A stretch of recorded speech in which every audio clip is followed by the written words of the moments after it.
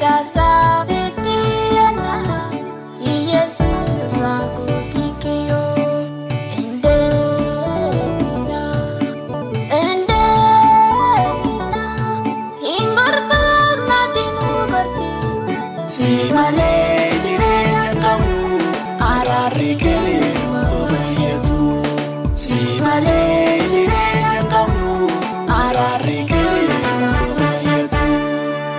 Yesuus si malee jireenya qabnu si malee jireenya qabnu si malee jireenya qabnu araarri kee baay'atu Yesuus si malee jireenya qabnu si malee jireenya qabnu si malee jireenya qabnu araarri kee baay'atu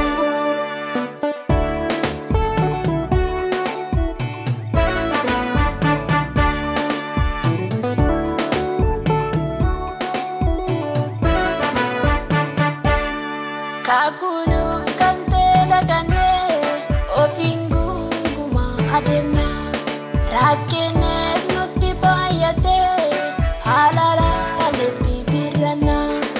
halakana yoti bune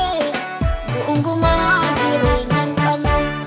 Nuhare sikaya gomba inegu ya kekekenu afura kenapa isi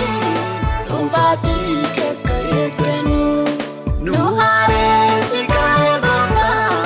inegu ya kekekenu afura kenapa isi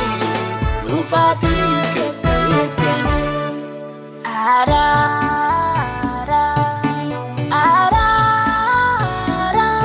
nu parara mi wakayo gargaarsa fitiana Yesus ragu dikiyo endena ingortam natinu barsi si malee jireenya qabnu araarri kee baay'atu si malee jireenya qabnu araarri kee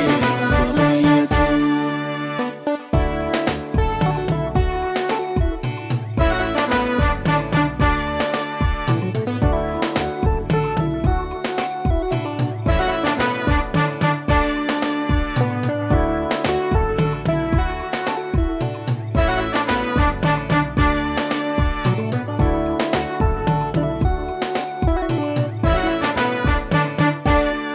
Yada tinu kabdu dibne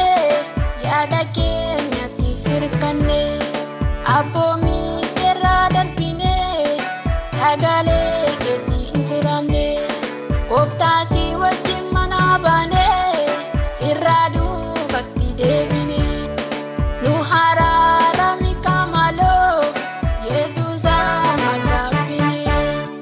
nu harara mikamalo Yesusa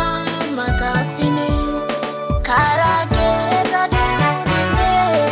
kara ofi kenya binane abomi kera darbine dubi keti sinjirane koftasi wajjin mana bane dubatti dedebine ara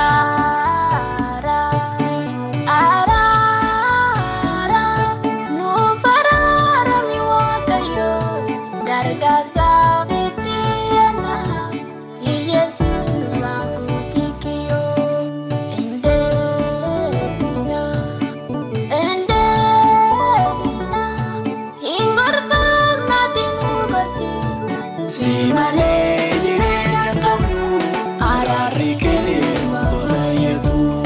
si malee jireenya qabnu araarri kee baay'atu